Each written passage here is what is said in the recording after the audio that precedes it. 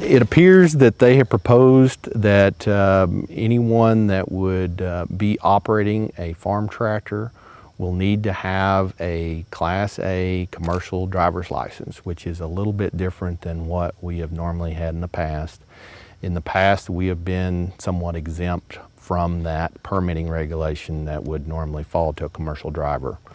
The other thing that really is bothering us is that what may come along with that, because normally whenever you end up moving to a commercial driver's license, then that ends up forcing vehicles to be permitted. And for me, if I had to permit every piece of equipment or every tractor that I owned, it would be a great deal of logistical nightmare with paperwork and making sure that we had all of our documentation taken care of. This essentially, I farm with my father. We're a two-man operation and we rely on this equipment to actually get our job done. There's some similarities, there's some to a great extent differences. As far as the size of equipment, probably what the equipment weighs and things like that, there are some similarities.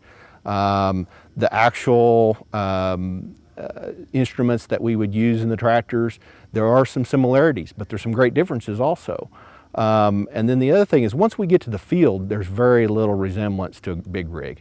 And we spend very little time actually on the road. I make no money traveling up and down the road. It's when my equipment's in the field is when I'm actually making money or doing my job.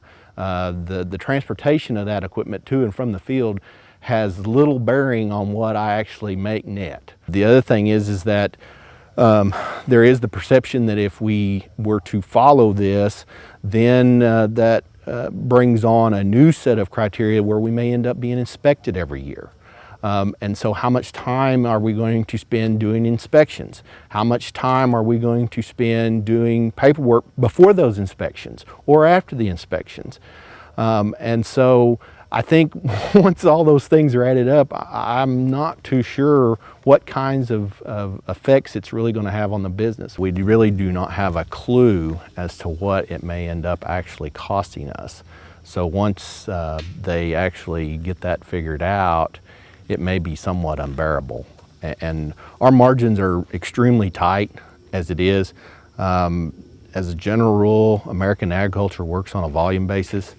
And it's very hard to come up with dollars to pay anything extra, because in most cases those calculations have been calculated in for a great number of years, and new fees has just not been in the budget.